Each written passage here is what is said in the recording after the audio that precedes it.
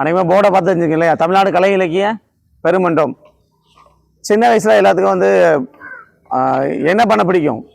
ஐ மீன் விளையாட பிடிக்கும், வேற டிவி பார்க்க பிடிக்கும், வேற வேற என்ன பிடிக்கும்? செல்லு பார்க்க எல்லாத்துக்கும் இன்னைக்கு தான் செல்லு பார்க்க பிடிக்குது. அதுக்கு மேலே எல்லாத்துக்கும் ஒரு பிடிச்ச விஷயம் ஒன்று உண்டு. என்ன அப்படின்னா, தூங்க போகிற மாதிரி நம்ம வந்து கண்டிப்பாக பாட்டி தாத்தார என்ன கேட்போம்? கதை கேட்போம் இல்லையா? அது கதை கேட்காத மனுஷன் இருக்க மாட்டாங்க இல்லையா? கண்டிப்பாக அதுவும் ரொம்ப த்ரில்லர் கதையாக இருந்தால் கண்டிப்பாக ஒரு இன்ட்ரெஸ்டாக இருக்கு இல்லையா? நானும் சின்ன வயசுல தொடர் கதையெல்லாம் கேள்விப்பட்டிருக்கேன், அதை கேட்டிருக்கேன். ஓகேவா? கதைகள் மூலமாக கண்டிப்பாக நாம் என்ன சொல்ல வரோமோ அந்த தகவலை எல்லாருக்குள்ளேயும் என்ன பண்ணலாம், கொண்டு செல்லலாம். ஏன்னா கதை வந்து ஈஸி, எல்லாத்துக்கும் பிடிச்ச வழி இல்லையா? ஸோ அதனால இன்னைக்கு கொஞ்சம் கதை சொல்லலாமா அப்படின்னு சொல்லி வந்திருக்காங்க இல்லையா? எங்கே வந்திருக்காங்க அப்படின்னு பார்த்தீங்கன்னா, இவங்க வந்து ஆக்சுவலாக வந்து புத்தக வாசிப்பு நற்பணி மன்றம் அப்படின்னு சொல்லி எல்லா பள்ளிகள்லையும் வந்து மாணவர்களுடைய வந்து வாசிப்பு தன்மையை வந்து கொண்டு போகணும். இன்னைக்கு வாசிப்பு வந்து பழக்கம் வந்து குறைஞ்சிட்டே வருது இல்லையா? எப்போ மொபைல் வந்து எல்லாரும் கையிலையும் ஆண்ட்ராய்டு மொபைல் வந்துச்சோ அப்படியே வாசிப்பு பழக்கம் இது காணாமல் போயிட்டே இருக்கு. ஸோ அதை மீட்டு எடுக்கணும், புத்தக வாசிப்பு கண்டிப்பாக எல்லாத்துக்கும் இருக்கணும் அப்படின்னு சொல்லி என்ன பண்ணுறாங்க, இவங்க எல்லா இடத்துலையுமே இந்த மாதிரி வாசிப்பு பழக்கத்தை கொண்டு வர்றதுக்காக இந்த மாதிரி கதை சொல்லிடுறது, அப்புறமா மற்ற போட்டிகள்லாம் நடத்திட்டு இருக்காங்க. இப்போ நம்ம பள்ளியில் வந்து கதை சொல்லும் நிகழ்வுக்காக வந்திருக்காங்க. ஓகேவா? நீங்க வரவேற்பு நீங்க போடுங்க சார். இந்த கதை சொல்லும் நிகழ்வுக்கு வந்து வருகை பந்துல தொடர் மாரிமுத்து அவர்கள், அதாவது இவங்க தமிழ்நாடு கலை இலக்கிய பெருமன்றம் மாநகர கிளையோட செயலாளர். அவங்களை வந்து நம்முடைய பள்ளியின் சார்பாக பொன்னாடை போர்த்தி வரவேற்கிறேன்.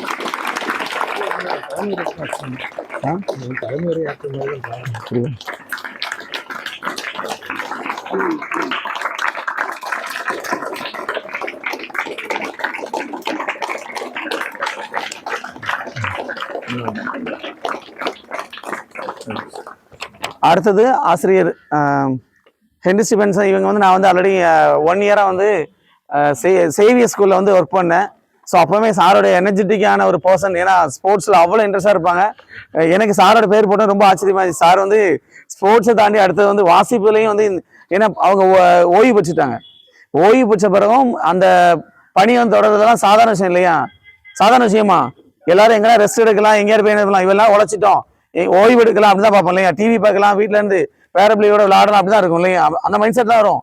ஆனா அவங்க திரும்ப என்ன பண்றாங்க, மாணவர்களிடையே வந்து போய் இந்த வாசிப்பு இயக்கத்தை கொண்டு போகணும், வாசிப்பு பழக்கத்தை கொண்டு வரணும்னு சொல்லி இவ்வளவுக்குள்ள என்ன பண்றாங்க, பெருமுயற்சி எடுத்து எல்லா விஷயம் பண்ணிட்டு இருக்காங்க இல்லையா? ஸோ அவங்களையும் நம்முடைய பள்ளியின் சார்பாக வரவேற்று இந்த பொன்னாடியை போட்டுக்கிறேன்.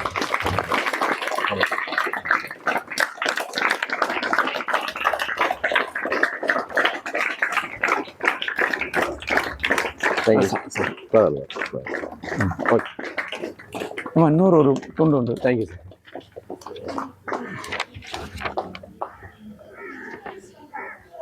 இன்னும் ஒரே ஒரு மட்டும். ரவி, இவங்களை பத்தி உங்களுக்கு தெரியுமா தெரியாது, ஓகே. ஆனா நீங்க அடிக்கடி கண்டிப்பா இந்த பக்கம் நம்ம ஸ்கூல்ல கிளாஸ் ரூம் பார்த்துருப்பீங்க இல்லையா? நான் உங்களை மாதிரி இருக்கும் போதுல இருந்து அவங்கள பார்த்துட்டு இருக்கேன். ஏன்னா அவங்களோட யங்ஸ்டேஜ்ல அவ்வளோ அருமையான நாடகங்கள் போட்டிருக்காங்க. தெரியும் தெரியும். ஏன்னா எல்லா ஊர்லயுமே வந்து விழிப்புணர்வு நாடகங்கள் நடத்திருக்காங்க. திருவிழா டைம்ல இப்பெல்லாம் வந்து கச்சேரி வச்சு ஆடிட்டு இருக்கீங்க. ஆனா அந்த டைம்ல அவங்க அருமையா நடிப்பாங்க. எனக்குலாம் நல்ல ஞாபகம் இருக்குன்னா, சின்ன பையனா இருக்கும்போது ஒரு கிழிஞ்ச ஒரு பனின்னு போட்டு பிச்சைக்கார வேஷம் நடிச்சாங்க. அதெல்லாம் மறக்கவே மறக்காது. ஸோ அந்த அளவுக்கு வந்து அதாவது அந்த ஆக்டிங் வந்து அவ்வளோ அருமையா இருந்துச்சு. அதே மாதிரி அவங்க நிறைய நல்லா பண்ணியிருக்காங்க. இன்னும் அந்த இலக்கியம் வந்து விடக்கூடாது அப்படின்னு சொல்லி என்ன பண்ணாங்கன்னா, அவங்க பத்திரிகை அப்புறமா வந்து ஊடகத்திலையும் வந்து இந்த தகவல் தொடர்பாளர் வேலை பார்த்துட்டு இருக்காங்க. அது போக இந்த வாசிப்பு இயக்கத்தையும் ஒரு அங்கமா இருக்கிறாங்க. முக்கியமானது எல்லாத்தையும் பூஸ்ட் பண்ணி எல்லா ஸ்கூலுக்குமே என்னது அந்த அங்க உள்ள ஹெச்எம் பார்த்து பேசி நிகழ்ச்சி ஏற்பாடு ஃபுல்லாவே அரேஞ்ச் பண்றது ரவி அண்ணன் தான். அவங்களையும் நம்முடைய பள்ளியின் சார்பாக வருக என வரவேற்கிறேன்.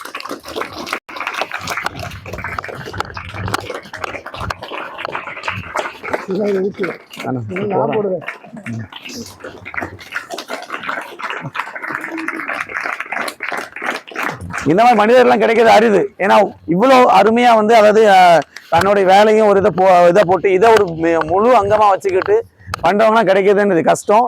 நமக்கு கிடைக்கும் போது அந்த சந்தர்ப்பத்தை நம்ம பயன்படுத்திக்கணும். ஓகேவா?